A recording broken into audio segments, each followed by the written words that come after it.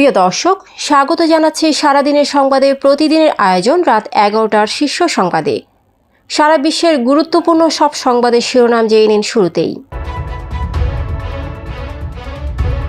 আফগানিস্তানে পাকিস্তানের বিমান হামলায় নিহত 46।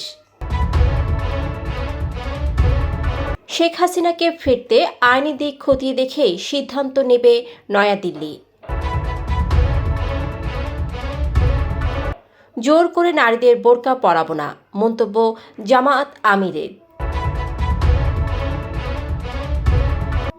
বাংলাদেশিদের জন্য চালু হচ্ছে সংযুক্ত আরব আমিরাতের ভিসা। জনপ্রশাসন সংস্কার কমিশনের চেয়ারম্যানকে অপসারণে 48 ঘণ্টার আলটিমেটাম। জাহাজের মাস্টারের উপর ক্ষোভ থেকেই মেঘনায় চাঞ্চল্যকর 7 খুন। মুক্ত বাণিজ্য চুক্তি করতে যাচ্ছে বাংলাদেশ জাপান। গ্রিনল্যান্ড কেনার ইচ্ছা প্রকাশ করলেন ট্রাম্প, কড়া জবাব প্রধানমন্ত্রীর। এনসিটিবি কর্মকর্তা কর্মচারীদের সব ছুটি বাতিল। ডলারের দাম নিয়ন্ত্রণে বাংলাদেশ ব্যাংকের নতুন নির্দেশনা। প্রিয় দর্শক, এবারে জেনে নিন বিস্তারিত। ফ্যাশন ব্র্যান্ড মানে আর্ট। পাকিস্তান আফগানিস্তানের পাকতিকা প্রদেশে বিমান হামলা চালিয়ে 46 জনকে হত্যা করেছে। এর মধ্যে বেশিরভাগই নারী ও শিশু। তালিবান মুখপাত্র জাবিহুল্লাহ মুজাহিদ জানান, হামলায় 6 জন আহত হয়েছেন। আফগান প্রতিরক্ষা মন্ত্রণালয় হামলাকে বর্বর বলে নিন্দা জানিয়েছে এবং এর জবাব দেওয়ার অঙ্গীকার করেছে। পাকিস্তান আফগান তালিবানকে জঙ্গিদের আশ্রয় দেওয়ার অভিযোগ করে, কিন্তু কাবুল তা অস্বীকার করেছে। ভারতের পররাষ্ট্র মন্ত্রণালয় শেখ হাসিনার প্রত্যর্পণ বিষয়ে মন্তব্য করেছে। তাদের মতে, কোনো অন্তর্বর্তী সরকার অন্য দেশে নির্বাচিত সরকারের কাছে রাজনৈতিক নেতার প্রত্যর্পণ চাইলে তার আইনি দিকগুলো খতিয়ে দেখতে হবে। বিদেশি মন্ত্রণালয় জানিয়েছে, বাংলাদেশের কূটনৈতিক বার্তার উত্তর যথাসময়ে দেওয়া হবে, তবে তা নিয়ে তাড়াহুড়া হবে না এবং কয়েক মাস সময় লাগতে পারে। নয়াদিল্লির কিছু অংশের মতে, শেখ হাসিনাকে ফেরত পাঠানোর বিষয়ে আইনি দিক পর্যালোচনা করা হবে। ভারতের কাছে বর্তমানে 50টির বেশি প্রত্যর্পণ আবেদন রয়েছে এবং বিশ্বব্যাপী সংখ্যা 100 ছাড়িয়েছে। জামায়াতে ইসলামী আমির ডক্টর শফিকুর রহমান বলেছেন, আমরা এমন এক দেশ চাই যে দেশে কোনো ভেদাভেদ থাকবে না, দুর্নীতি টেন্ডারবাজি থাকবে না। এই সমাজে প্রত্যেকটি মানুষ প্রত্যেককে সম্মান করবে। যে দেশে আমার মায়েরা ইজ্জতের সাথে নিরাপত্তার সাথে কর্মক্ষেত্রে কাজ করবে। আমরা জোর করে নারীদের বোরকা পরাবো না। এই সমাজে অনেক অমুসলিমও আছে। মুসলমানদের মধ্যে যারা পর্দা করবে না তাদেরকে আমরা বুঝাবো। মঙ্গলবার বিকেলে রংপুরের মিঠাপুকুর কলেজ মাঠে আয়োজিত সভায় এসব কথা বলেন তিনি। বাংলাদেশিদের জন্য সংযুক্ত আরব আমিরাতে আগামী ফেব্রুয়ারি থেকে উন্মুক্ত হবে ট্যুরিস্ট ভিসা। বাংলাদেশে নিযুক্ত দেশটির রাষ্ট্রদূত আবদুল্লাহ হামুদি এই তথ্য জানিয়েছেন। সোমবার রাতে দুবাইয়ে বাংলাদেশ কমিউনিটির পক্ষ থেকে সিনিয়র সচিব পদমর্যাদায় নবনিযুক্ত রাষ্ট্রদূত মুশফিকুল ফজল আনসারিকে সংবর্ধনা দেওয়া হয়। সেখানে উপস্থিত হয়ে তিনি কথা বলেন। প্রশাসন ক্যাডারের সাবেক ও বর্তমান কর্মকর্তারা বুধবার রাজধানীর বিয়াম মিলনায়তনে প্রতিবাদ সভা অনুষ্ঠিত করে।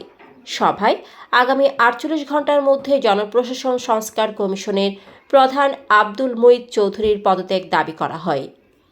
বিশেষ কল্যাণ সমবায় সমিতির সভাপতি ABM আব্দুস সাত্তার বলেন, মুঈদ চৌধুরী বিতর্কিত ব্যক্তি ও পাকিস্তান সিভিল সার্ভিসের সদস্য ছিলেন, তাই তাকে অপসারণের দাবি জানানো হয়।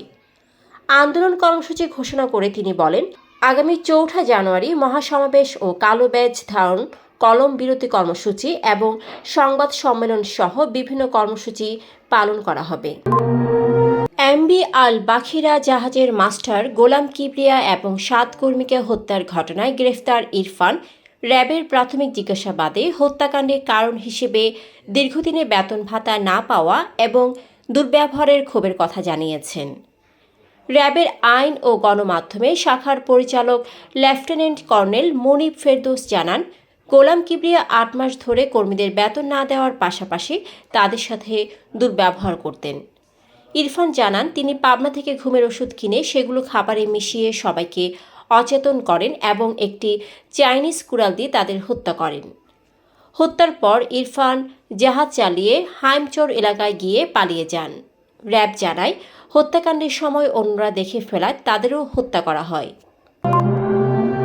বাংলাদেশ ফেব্রুয়ারিতে জাপানের সঙ্গে মুক্ত বাণিজ্য চুক্তি করার জন্য চতুর্থ দফা আলোচনা করবে। পররাষ্ট্র মন্ত্রণালয়ের মুখপাত্র মোহাম্মদ রফিকুল আলম জানান, 18 থেকে 20 ডিসেম্বর জাপানে তৃতীয় দফা আলোচনা অনুষ্ঠিত হয়, যা বাংলাদেশের বাণিজ্য মন্ত্রণালয়ের নেতৃত্বে চলমান।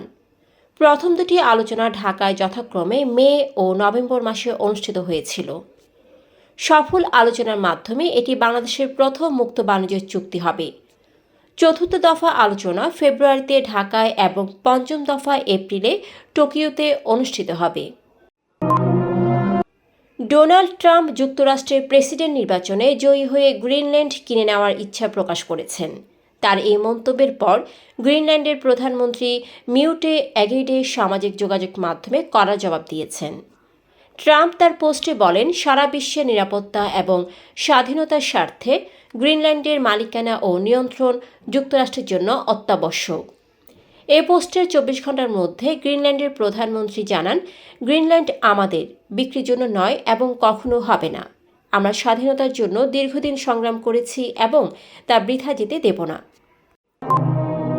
2025 শিক্ষাবর্ষের পাঠ্যপুস্তক জানুয়ারির মধ্যে শিক্ষার্থীদের হাতে পৌঁছানোর জন্য এনসিটিবি সব ধরনের ছুটি বাতিল করেছে।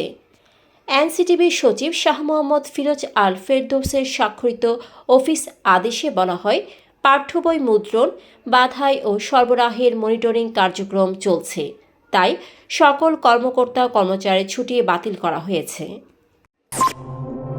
গত সপ্তাহে দেশে ডলারের বাজারে অস্থিরতা দেখা দিলে মার্কিন ডলারের দাম 128 টাকায় পৌঁছায়।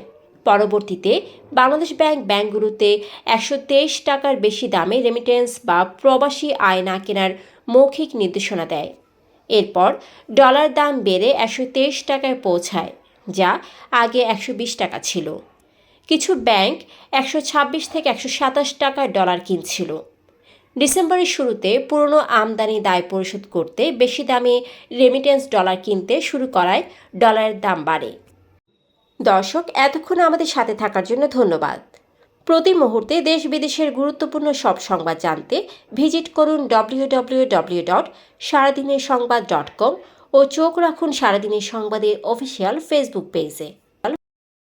Fashion brand Mani Art. Men's, ladies and kids wear.